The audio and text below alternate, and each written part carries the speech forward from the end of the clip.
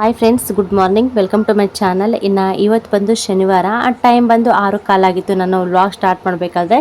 ಇನ್ನು ಇವತ್ತು ಬಂದು ಸ್ವಲ್ಪ ಬೇಗನೆ ಎದ್ದಿದ್ವಿ, ನಾವು ಒಂದು 5:45 ಅಷ್ಟಕ್ಕೆ ಎದ್ಬಿಟ್ಟಿದ್ವಿ. ಇನ್ನು ಫೈನಲಿ ಇವತ್ತು ಊರಿಗೆ ಹೋಗ್ತಾ ಇದ್ವಿ. ಊರಿಗೆ ಹೋಗ್ಬೇಕಂತ ಹೇಳಿನೇ ಬೇಗನೆ ಎದ್ದಿದ್ವಿ. ಊರೊಳಗಡೆ 8 ಕಾಲಿಗೆ ಬಸ್ ಇದೆ, ಒಂದು ಗೌರ್ಮೆಂಟ್ ಬಸ್ಸು. ಡೈರೆಕ್ಟ್ ಬಸ್ ಒಂದು ಬಿಟ್ಟಿದ್ದಾರೆ, ಅಪರೂಪಕ್ಕೆ ಇಷ್ಟು ವರ್ಷಕ್ಕೆ ಈ ಸತಿ ಬಸ್ ಬಿಟ್ಟಿದ್ದಾರೆ ಈ ವರ್ಷ. ಅದಕ್ಕೆ ಇನ್ನು ಅದೇ ಬಸ್ಗೆ ಹೋಗ್ಬಿಡೋಣ, ಇನ್ನು ಅಲ್ಲೂ ಇಲ್ಲೂ ಇನ್ನೇನು ಹೋಗೋದಂತ ಹೇಳಿ ಇನ್ನು ಬೇಗ ಹೋಗೋಣ ಅಂತ ಹೇಳಿಬಿಟ್ಟು ಪಾಪ ಗುಂಡನ್ನು ಕೂಡ ಬೇಗನೆ ಎಬ್ಬರಿಸ್ಬಿಟ್ವಿ. ಚೆನ್ನಾಗಿ ಮಲ್ಕೊಂಡ್ಬಿಟ್ಟಿದ್ದ. ಏನೋ ಎಬ್ಬರಿಸ್ಬಿಟ್ಟು ಅವನು ಫ್ರೆಶ್ ಅಪ್ ಮಾಡಿಬಿಟ್ಟು ಇನ್ನು ನಮ್ಮ ಮನೆಯವ್ರ ಜೊತೆ ಹೊರಗಡೆ ಸ್ವಲ್ಪ ಸುತ್ತಾಡಲಿ ಅಂತ ಹೇಳ್ಬಿಟ್ಟು ಇನ್ನು ಕಳಿಸ್ಕೊಟ್ಟಿದ್ದೆ. ಇನ್ನು ನಾನು ಬಂದು ಇವಾಗೆಲ್ಲ ಸ್ವಲ್ಪ ಕ್ಲೀನ್ ಮಾಡ್ತಾಯಿದ್ದೀನಿ. ಇವಾಗ ಬಂದುಬಿಟ್ಟು ನಾನು ಎಷ್ಟು ನೀಟಾಗಿ ಇಟ್ಟೋಗಿರ್ತೀನಿ, ಮತ್ತೆ ಬರೋಷ್ಟರಲ್ಲಿ ಕೂಡ ಹಾಗೇ ಇರಬೇಕು. ಅಷ್ಟು ನೀಟಾಗೆಲ್ಲ ಎತ್ತಿಟ್ಟು ಮತ್ತು ಏನೇನು ಇಲ್ಲೇ ಇಡಬೇಕು ಬಟ್ಟೆ, ಮತ್ತು ಯಾವ ತೊಗೊಂಡೋಗ್ಬೇಕು ಅನ್ನೋದು ಕೂಡ ಎಲ್ಲ ನೀಟಾಗಿ ಎತ್ತಿಟ್ಟು ತೊಗೊಂಡೋಗ್ತೀನಿ. ಇಲ್ಲ ಇಲ್ಲೇ ಬಿಟ್ಟೋಗಿರೋ ಕೂಡ ಎಲ್ಲ ಇಲ್ಲೇ ಬಿಟ್ಟೋಗ್ತೀನಿ. ಅದೆಲ್ಲ ಸ್ವಲ್ಪ ಕೆಲಸ ಇತ್ತು ಮಾಡ್ಕೊಳ್ಳೋಣ ಅಂತ ಹೇಳಿ ಫಸ್ಟ್ ಬೆಡ್ಶೀಟ್ ಅವೆಲ್ಲ ನೀಟಾಗಿ ಮಾಡಿಸಿಡ್ತಾ ಇದ್ದೀನಿ. ಇನ್ನು ಇಲ್ಲಿ ಇಷ್ಟೇ. ಇನ್ನು ನಾವು ಹೋದ್ರಂತೂ ಇನ್ನು ನಮ್ಮ ಮನೆಯವರು ಇಲ್ಲಿಗೆ ಜಾಸ್ತಿ ಬರೋದಿಲ್ಲ. ಈ ಮನೆಗೆ ಅಲ್ಲೇ ಶೆಡ್ ಇದೆ ಅಲ್ವಾ, ಅಲ್ಲಿ ಮಂಚ ಎಲ್ಲ ಇದೆ, ಅಲ್ಲಿ ಇರ್ತಾರೆ ಅವರು. ಜಾಸ್ತಿ ಇಲ್ಲಿಗೆ ಬರೋದಿಲ್ಲ. ಯಾವಾಗಾದರೂ ಅಪರೂಪಕ್ಕೊಂದ್ಸತಿ ಈ ಥರ ಬರ್ತಿರ್ತಾರೆ, ಹೋಗ್ತಿರ್ತಾರೆ ಅಷ್ಟೇ. ಇನ್ನು ಜಾಸ್ತಿ ಅಲ್ಲೇ ಇರ್ತಾರೆ. ಇನ್ನು ಅಲ್ಲೇ ಹಸುಗಳು ಅವೆಲ್ಲ ಇದೆ ಅಲ್ವಾ, ಅಲ್ಲಿರ್ತಾರೆ. ಇನ್ನು ನಾವು ಬಂದ್ರಂತೂ ಇನ್ನು ಕಂಪಲ್ಸರಿ ನಾವು ಇದರೊಳಗೆ ಉಳ್ಕೊತೀವಿ. ಅದಕ್ಕೋಸ್ಕರ ಇನ್ನು ನಾನು ಎಲ್ಲ ನೀಟಾಗಿ ಬೆಡ್ಶೀಟ್ ಅವೆಲ್ಲ ಕೂಡ ಮಡ್ಚಿಟ್ಬಿಟ್ಟು ಹೋಗ್ತೀನಿ. ಇನ್ನು ಜೋಲಿ ಕೂಡ ಅಷ್ಟೇ, ಜೋಲಿ ಎಲ್ಲ ಬಿಚ್ಚಿಬಿಟ್ಟು ನೀಟಾಗಿ ಅಲ್ಲೇ ಕಿಟಿಗೆ ಇದೆ ಅಲ್ವಾ, ಕಿಟಿಗೆಗೆ ಹಂಗೆ ಇದು ಮಾಡಿ ಹೋಗ್ಬಿಡ್ತೀನಿ. ಮತ್ತೆ ಬಂದಮೇಲೆ ನೀಟಾಗೆಲ್ಲ ಕೆಡಕೋಬಿಟ್ಟು ಒಂದು ಸ್ವಲ್ಪ ಬಿಚ್ಚಿಬಿಟ್ಟು ಮತ್ತೆ ವಾಶ್ ಮಾಡಿಬಿಟ್ಟು ಒಣಗಿಸಿ ಮತ್ತೆ ಕಟ್ತೀನಿ ಜೋಲಿನ. ಯಾಕೆಂದರೆ ತುಂಬ ದಿನ ಆಗುತ್ತೆ, ತೀರಾ 15 ದಿನ 20 ದಿನ ಅಂದರೆ ಏನು ಅನಿಸಲ್ಲ. ತಿಂಗಳನ್ಗಟ್ಟಲೆ ಕೂಡ ಒಂದೊಂದು ಸತಿ ಬರೋದಿಲ್ಲ. ಅದಕ್ಕೋಸ್ಕರ ನೀಟಾಗಿರಲಿ ಅಂತ ಹೇಳ್ಬಿಟ್ಟು ಇನ್ನು ಬರುವಾಗನೂ ಕೂಡ ಎಲ್ಲ ನೀಟಾಗಿ ಎತ್ತಿಟ್ಟು ಬರ್ತೀನಿ. ಮತ್ತು ಇಲ್ಲಿಗೆ ಬಂದಮೇಲೂ ಅಷ್ಟೇ, ನಾನು ನಾಳೆ ಬರ್ತೀನಿ ಅನ್ನೋಷ್ಟರಲ್ಲಿ ಕೂಡ ನಮ್ಮ ಮನೆಯವರೆಲ್ಲ ಬೆಡ್ಶೀಟ್ ಆಗಲಿ ಮತ್ತು ಚಾಪೆ ಏನಾದರೂ ಇದ್ದರೂ ಕೂಡ ಎಲ್ಲ ವಾಶ್ ಮಾಡಿಬಿಟ್ಟು ಬಿಸಿಲಿಗೆ ಚೆನ್ನಾಗಿ ಒಣಗಿಸಿ ಸ್ವಲ್ಪ ರೂಮೆಲ್ಲ ಕ್ಲೀನಾಗಿ ಇಟ್ಟಿರ್ತಾರೆ. ಯಾಕೆಂದರೆ ಮಕ್ಕಳಿರೋ ವಿಷಯ, ಮಕ್ಕಳಿದ್ರಂತೂ ನಾವು ಸ್ವಲ್ಪ ಸೀರಿಯಸ್ ಇರಬೇಕು ಮಕ್ಕಳಿರೋ ಜಾಗದಲ್ಲಿ. ಅದಕ್ಕೋಸ್ಕರ ಇನ್ನು ಆರೋಗ್ಯ ಅಂದರೆ ತುಂಬ ಮುಖ್ಯ. ಇನ್ನು ಯಾರೂ ಇಲ್ಲ ಮನೆಯಲ್ಲಿ, ಮನೆ ಖಾಲಿ ಇದೆ ಅಂತಂದರೆ ಗೊತ್ತಲ್ವ ಯಾವ ಥರ ಇರುತ್ತೆ ಪರಿಸ್ಥಿತಿ ಅಂತ ಹೇಳ್ಬಿಟ್ಟು. ಸಖತ್ತು ಧೂಳು ಬರ್ತಾ ಇರುತ್ತೆ, ಮತ್ತು ಜಾಡೆಲ್ಲ ಕಟ್ಟಿರುತ್ತೆ, ಚಿಕ್ಕ ಚಿಕ್ಕ ಹುಳುಗಳೆಲ್ಲ ಬರ್ತಾ ಇರ್ತವೆ. ಆ ಥರ ಏನಾದರೂ ಸ್ವಲ್ಪ ಪ್ರಾಬ್ಲಮ್ ಆಗೇ ಆಗುತ್ತೆ. ಅದಕ್ಕೆ ನಾವು ಬರೋಕ್ಕಿಂತ ಮುಂಚೆ ಚೆನ್ನಾಗಿ ಕ್ಲೀನ್ ಮಾಡಿಬಿಟ್ರೆ ಇನ್ನು ಏನು ತೊಂದರೆ ಇರೋದಿಲ್ಲ ಅಂತ ಹೇಳಿ ನಮ್ಮ ಮನೆಯವರೆಲ್ಲ ಕ್ಲೀನ್ ಮಾಡ್ತಿರ್ತಾರೆ. ಇನ್ನು ಫೈನಲ್ ಇವತ್ತು ಶನಿವಾರ, ಇನ್ನು ಊರಿಗೆ ಹೋಗ್ತಾ ಇದ್ದೀವಿ. ಸ್ವಲ್ಪ ಬೇಜಾರಾಗ್ತಾ ಇದೆ, ಹೋಗೋದಕ್ಕೆ ಮನಸ್ಸಿಲ್ಲ, ಆದರೂ ಕೂಡ ಹೋಗಬೇಕು. ಯಾಕೆಂದರೆ ಅಲ್ಲಿ ಕೂಡ ಮನೆ ಇದೆ, ಜಾಸ್ತಿ ದಿನ ಬಿಟ್ಟರಂತೂ ಕೂಡ ಅದನ್ನು ವಿಚಾರಿಸೋರಿದೆ. ಚಿಕ್ಕಮ್ಮವರೆಲ್ಲ ಇದ್ದಾರೆ, ನೋಡ್ಕೊತಿರ್ತಾರೆ. ಆದರೂ ಕೂಡ ಹೋಗಬೇಕು. ಇನ್ನು ಚಿಕ್ಕಪ್ಪ ಚಿಕ್ಕಮ್ಮ ನನ್ನ ತಮ್ಮವರೆಲ್ಲ ಕೂಡ ನಮ್ಮ ಅಣ್ಣ ಡೈಲಿ ಫೋನ್ ಮಾಡ್ತಾ ಇರ್ತಾರೆ. ಯಾಕೆಂದರೆ ಸಡನ್ನಾಗಿ ನಮ್ಮ ಗುಂಡನ್ನ ಅವರು ಕೂಡ ಬಿಟ್ಟಿರೋಕ್ಕಾಗ್ತಾ ಇಲ್ಲ. ಡೈಲಿ ಫೋನ್ ಮಾಡ್ತಾ ಇರ್ತಾರೆ, ಯಾವಾಗ ಬರ್ತೀಯ ಗುಂಡ, ಯಾವಾಗ ಬರ್ತೀಯ ಅಂತ ಹೇಳಿಬಿಟ್ಟು.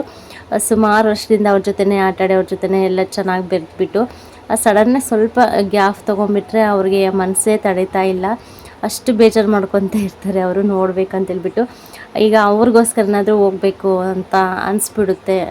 ಚಿಕ್ಕ ಹುಡುಗ ಬೇರೆ ಅಲ್ವಾ, ತುಂಬ ಚೆನ್ನಾಗಿ ಸಾಕಿದ್ದಾರೆ, ಇಷ್ಟಪಟ್ಟು ಸಾಕಿದ್ದಾರೆ, ಮತ್ತು ಕಷ್ಟಪಟ್ಟು ಕೂಡ ಸಾಕಿದ್ದಾರೆ ನಮ್ಮನ್ನು. ಅದಕ್ಕೋಸ್ಕರ ಅವ್ರನ್ನೂ ಬಿಟ್ಕೊಡೋಕ್ಕಾಗ್ತಾ ಇಲ್ಲ. ಮತ್ತು ಇಲ್ಲಿನ ಪರಿಸ್ಥಿತಿ ನೆನೆಸ್ಕೊಂಡ್ರೆ ಇಲ್ಲಿ ಕೂಡ ಬಿಟ್ಟು ಹೋಗೋಕೆ ಅಲ್ಲಿಗೂ ಮನಸ್ಸು ಬರ್ತಾ ಇಲ್ಲ. ಆ ಥರ ಇದೆ ನನ್ನ ಪರಿಸ್ಥಿತಿ.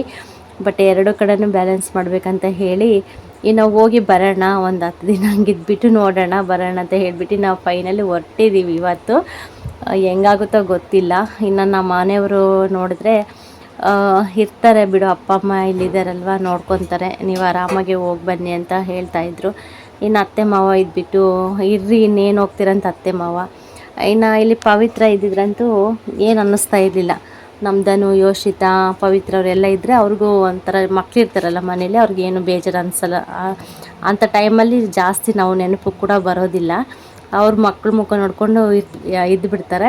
ಬಟ್ ಸದ್ಯಕ್ಕೆ ಅವರು ಕೂಡ ಇಲ್ಲ, ಇವಾಗ ಊರಿಗೆ ಹೋಗಿದ್ದಾರೆ. ಅವರು ಪವಿತ್ರ ಬಂದು ಅಮ್ಮನ ಮನೆಗೆ ಹೋಗಿದ್ದಾಳೆ. ಅವಳು ಕೂಡ ಇವಾಗ ಸ್ವಲ್ಪ ಬ್ಯುಸಿನೇ ಪಾಪ. ಅಲ್ಲಿರೋ ಪರಿಸ್ಥಿತಿಗೆ ಲೆಕ್ಕ ಹಾಕೊಂಡ್ರೆ ಅವಳು ಕೂಡ ಸ್ವಲ್ಪ ದಿನ ಲೇಟ್ ಬರೋದು.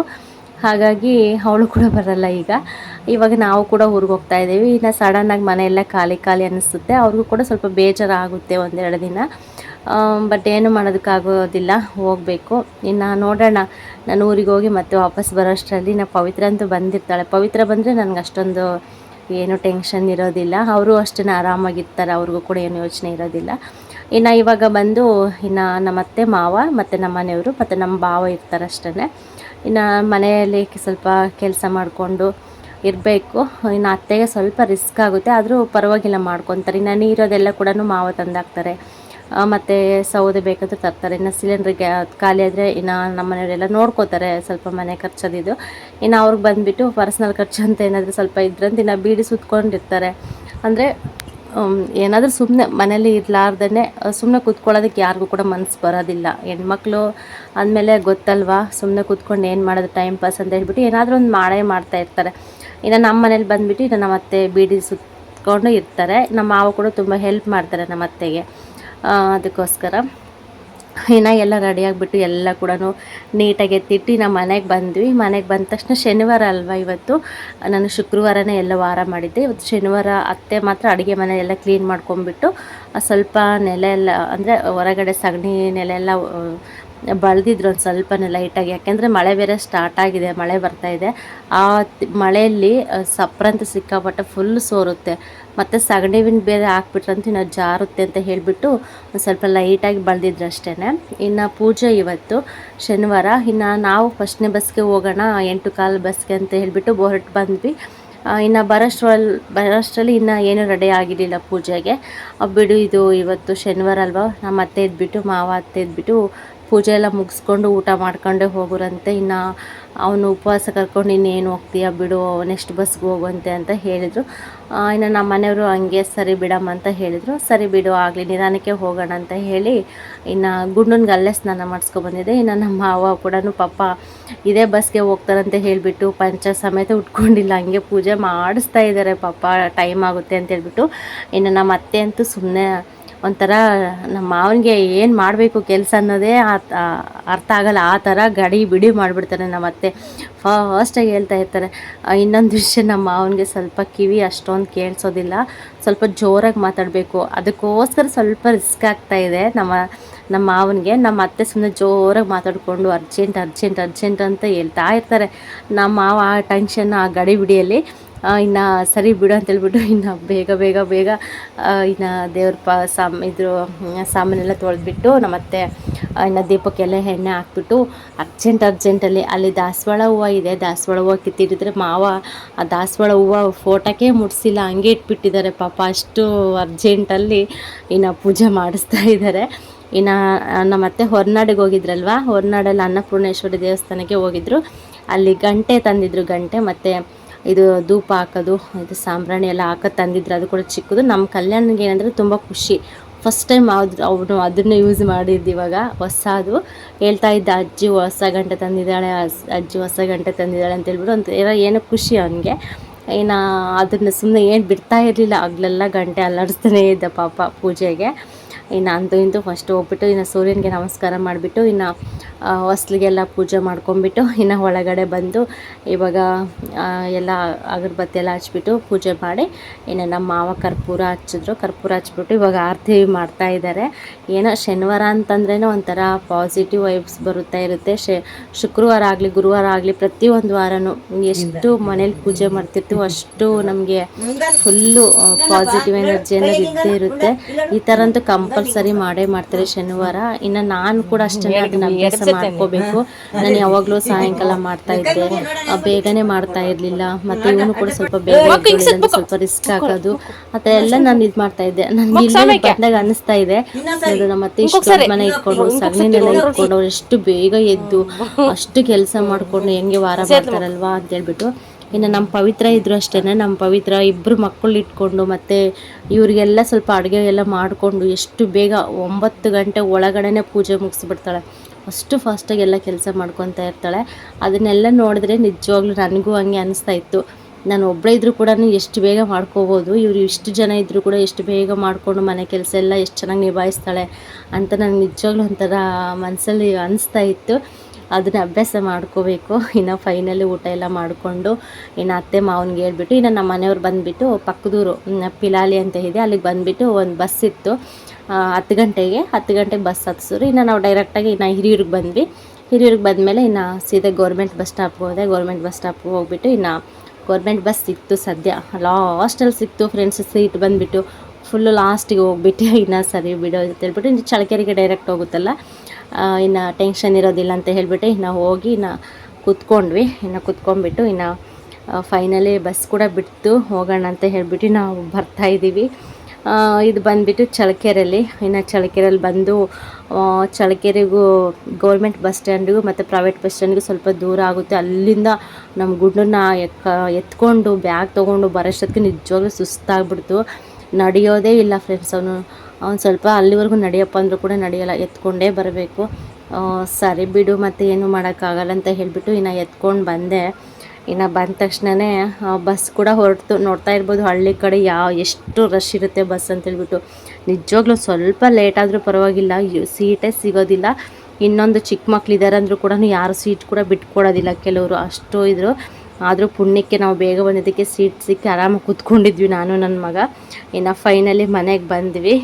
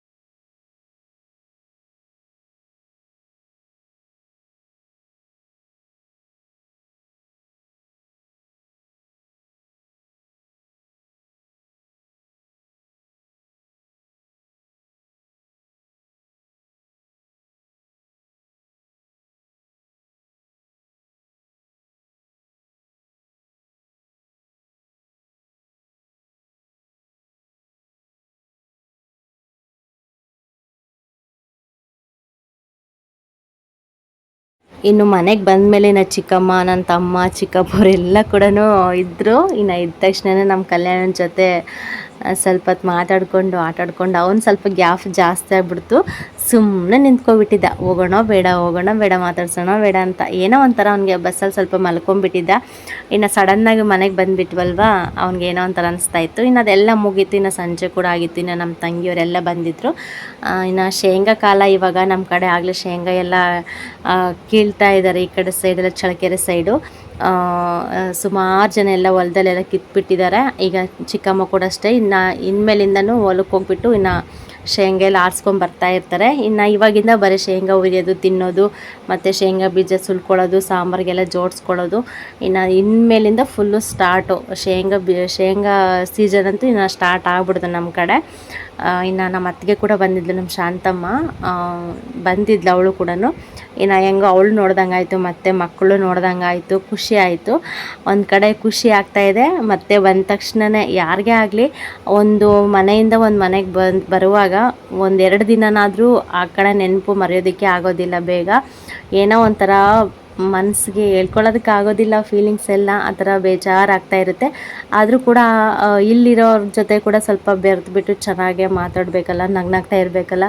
ಇನ್ನು ಬಂದ ತಕ್ಷಣವೇ ಮುಖ ಸಪ್ಪೆ ಹಾಕ್ಕೊಂಡು ಸ್ವಲ್ಪ ಸುಮ್ಮನೆ ಇದ್ರಂತೂ ಅವ್ರಿಗೂ ಕೂಡ ಬೇಜಾರಾಗ್ತಾ ಇರುತ್ತೆ. ಯಾಕೆಂದರೆ ಈಗ ಇರೋ ಪರಿಸ್ಥಿತಿಯಲ್ಲಿ ಯಾರಿಗೂ ಕೂಡ ನಾನು ಬೇಜಾರು ಮಾಡೋ ಥರನಿಲ್ಲ, ಬೇಜಾರು ಥರ ನಾನು ಕೂಡ ಬೇಜಾರಾಗಿ ಇರೋ ಹಾಗೆ ಇಲ್ಲ.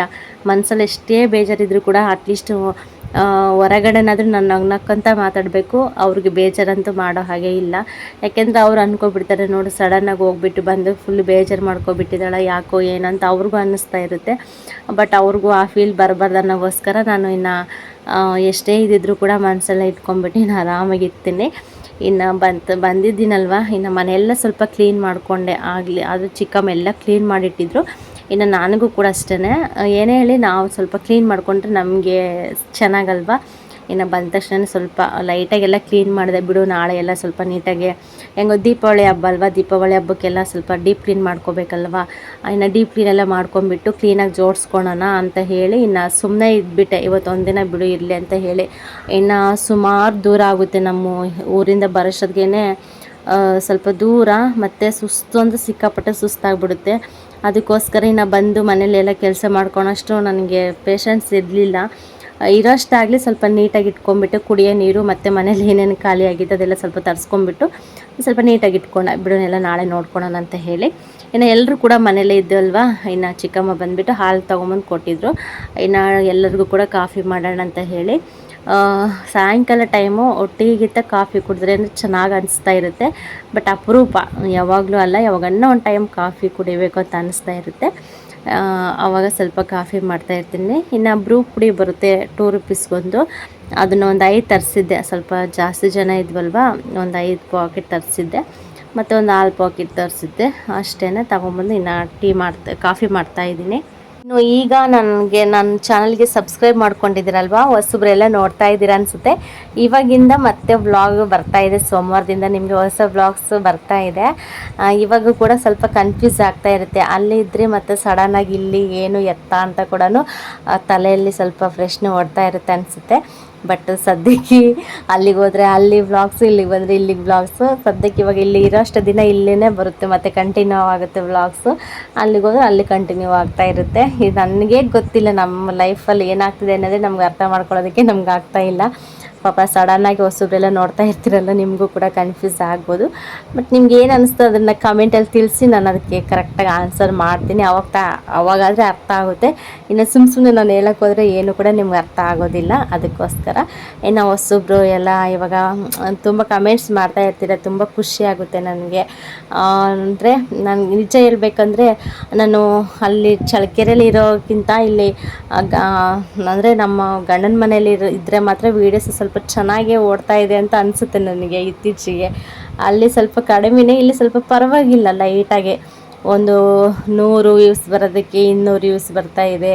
ಆ ಥರ ಒಂದು 150 ವ್ಯೂಸು ಆ ಥರ ಎಲ್ಲ ಬರ್ತಾಯಿದೆ. ಸ್ವಲ್ಪ ಖುಷಿ ಆಗ್ತಾಯಿದೆ ನನಗೆ. ಅದೆಷ್ಟು ಜನ ಫುಲ್ಲು ವೀಡಿಯೋ ನೋಡ್ತಿದ್ದೀರಾ, ಎಷ್ಟು ಜನ ಫುಲ್ಲು ವೀಡಿಯೋ ನೋಡಲ್ಲ ನನಗೆ ಗೊತ್ತಿಲ್ಲ. ಬಟ್ ವ್ಯೂಸ್ ಮಾತ್ರ ಸ್ವಲ್ಪ ಪರವಾಗಿಲ್ಲ, ಒಂದು 200 ಹಂಗೆ ಓಡ್ತಾ ಇದೆ. ಸ್ವಲ್ಪ ಖುಷಿ ಆಗ್ತಾಯಿದೆ ನನಗೆ.